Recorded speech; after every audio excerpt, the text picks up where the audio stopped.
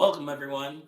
In this video, we're going to have a discussion around SOC-as-a-service, provide you with some insights on how we evaluated SOC services through past experiences, the challenges we found during those initiatives, and how we've applied lessons learned to the SOC service we provide here at MindPoint. Hello, I'm Gregory Turk, Program Manager for Cybersecurity Services for Critical Infrastructure, as well as a vCISO at MindPoint Group. I'm joined today by Tom Bakry, the MPGSOC leader. Welcome, Tom. Very excited to have this conversation today. Me too, Turk. I've been looking forward to this. As Turk said, I'm Tom. I'm the leader of the MPGSOC team, the SOC-as-a-service offering here at MindPoint Group. Before I joined MindPoint Group, most recently, I was working in the financial services sector, security operations, and banking. I've been in healthcare, legal, and nonprofit, to name a few, and all these areas share some common pain points when looking to address cybersecurity issues. In those roles, we've struggled with being underfunded and understaffed, and it requires us to get strategic about using managed services to help keep our organizations safe. And to sort of provide insight from my perspective, having worked in both the private and public sector, I think about my role as a technology executive at a pro sports organization just before MindPoint Group, and some of the challenges I faced in kind of making sure that organization was protected from any sort of outside actor. So in that position, I benefited from a strong perimeter.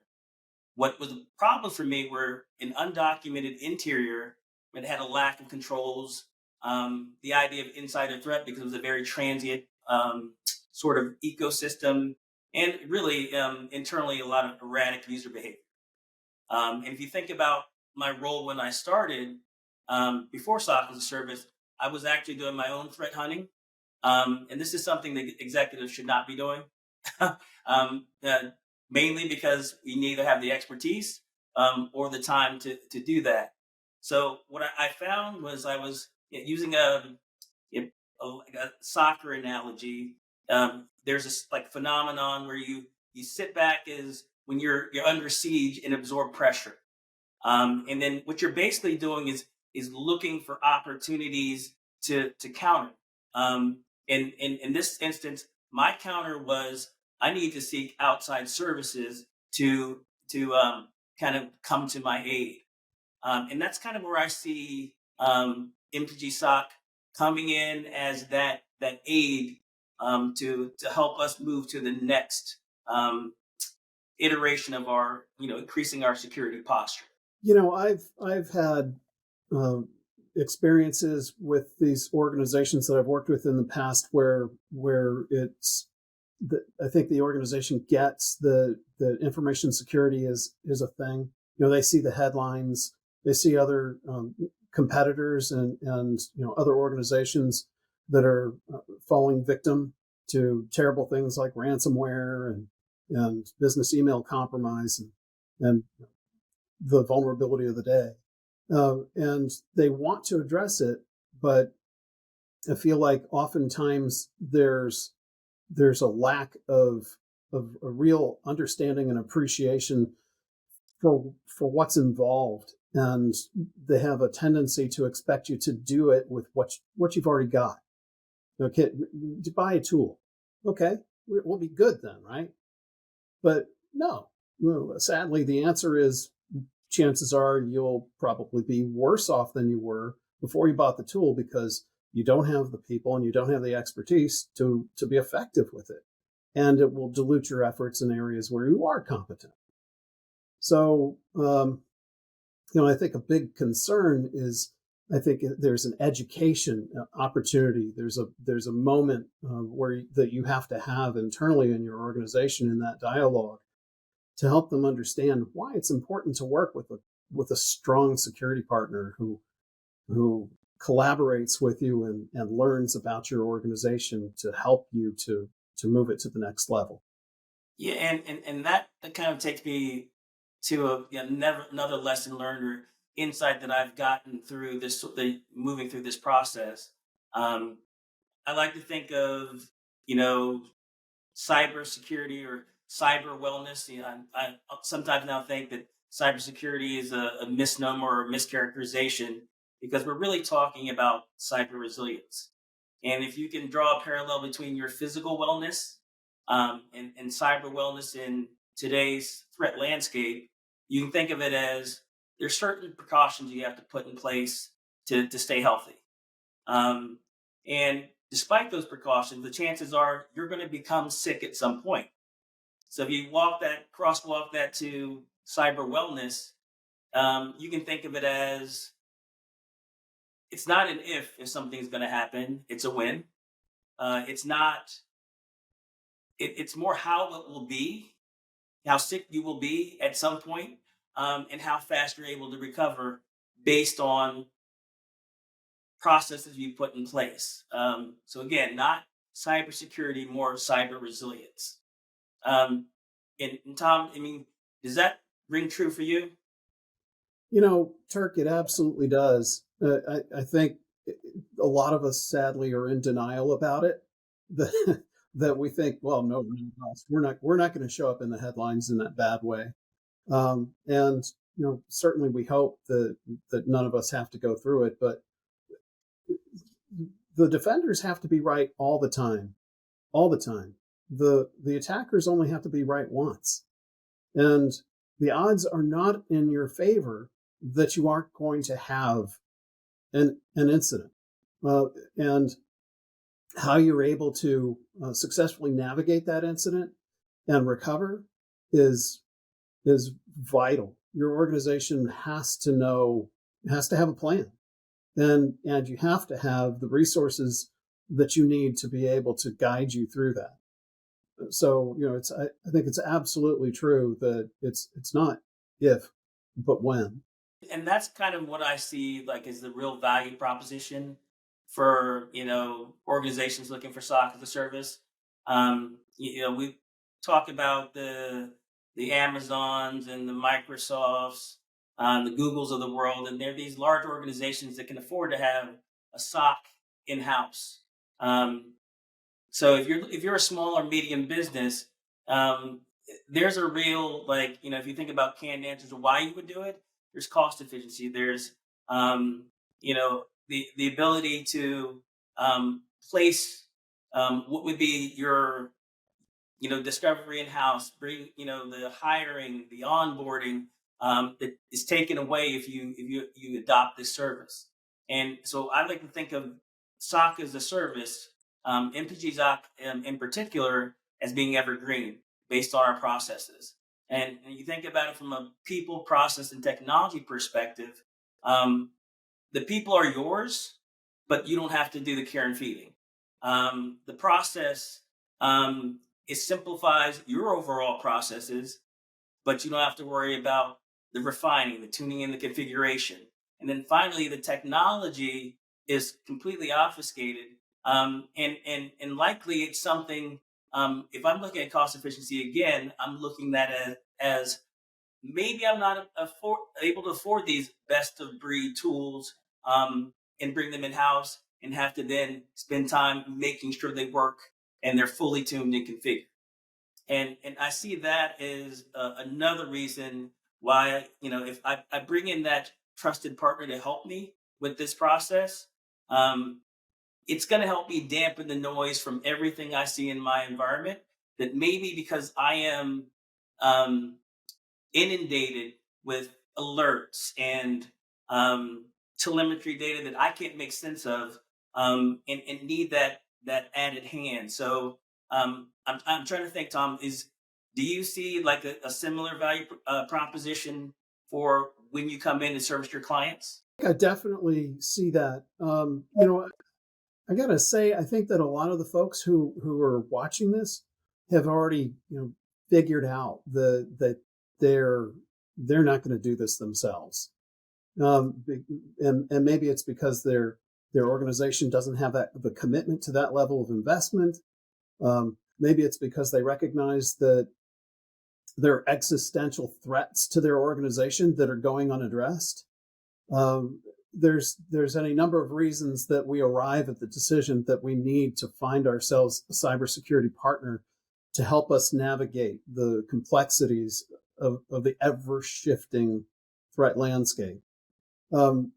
It's at least as important once you've arrived at that epiphany that that's where you need to go. It's at least as important that you find the right fit with that partner, that you find an organization that gives you the kind of care and attention in the service and the way they provide the service that fits your organization's culture, and that gives you the confidence that they're going to be there for you when you need them, and that they'll be that trusted advisor for you moving forward. Because, I mean, once you start down that path, you got a real benefit that's coming to you to not have to figure it all out on your own, to have somebody who can work with you and collaborate with you and come up with ideas about how to move the ball forward and make things even better every day.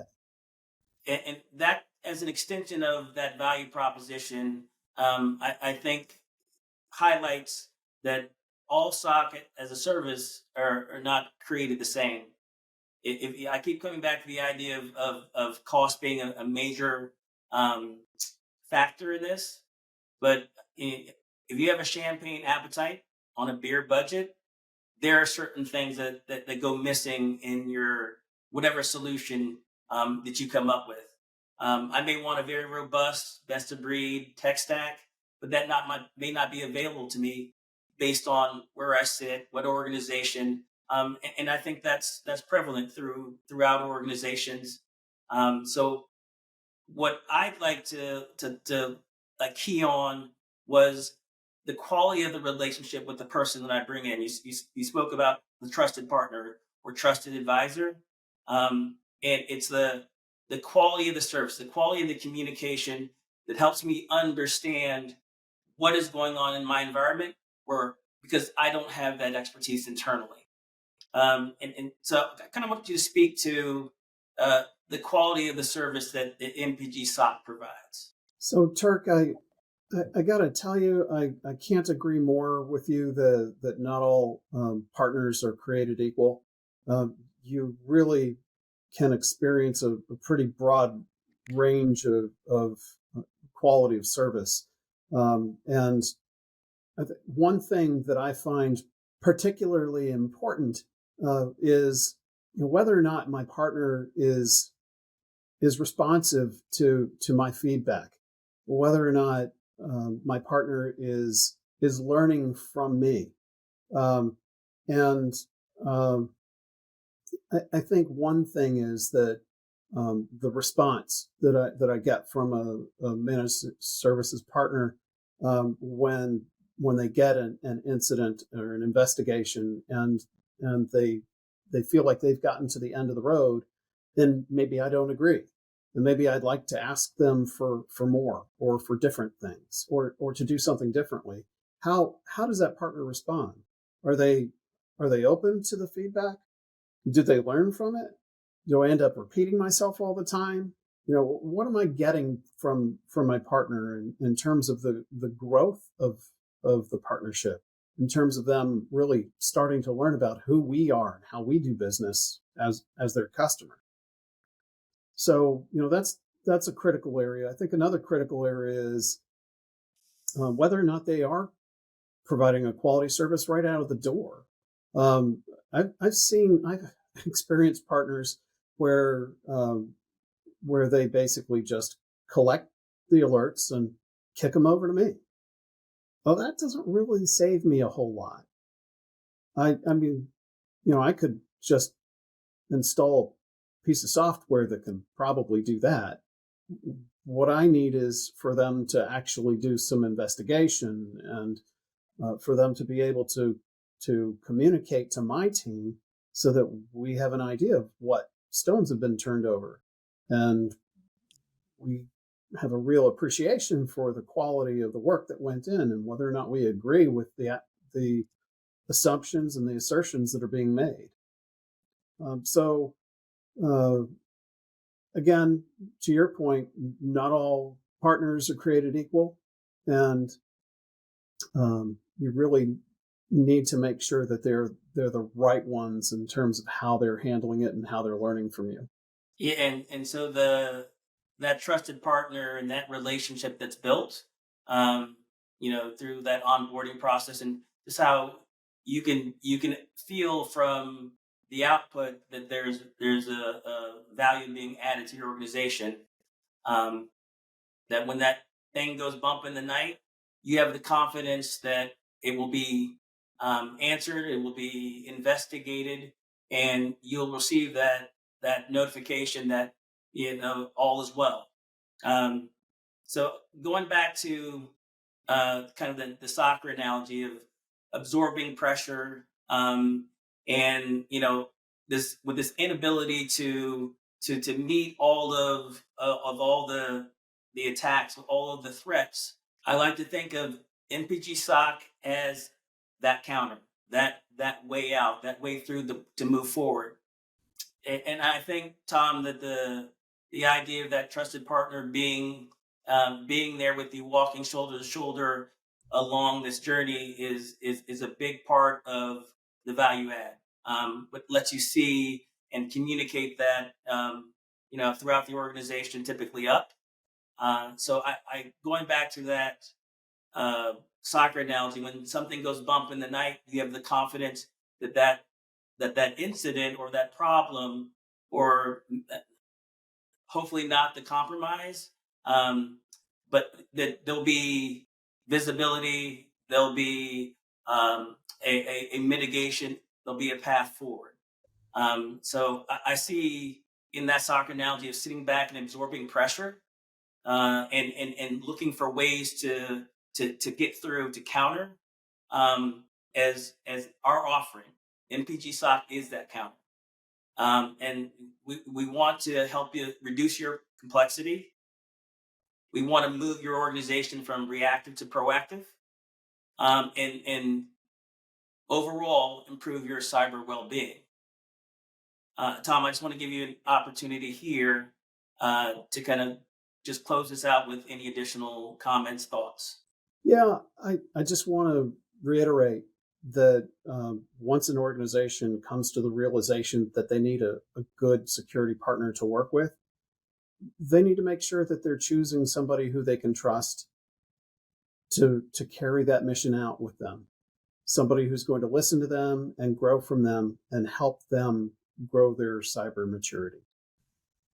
Thank you very much, Tom. As always, every time we meet and able to discuss, I learn something new. I benefit from your expertise and your insight. Just want to say to our audience, that's our time for today. We're here to help. Thank you for your time. Thanks.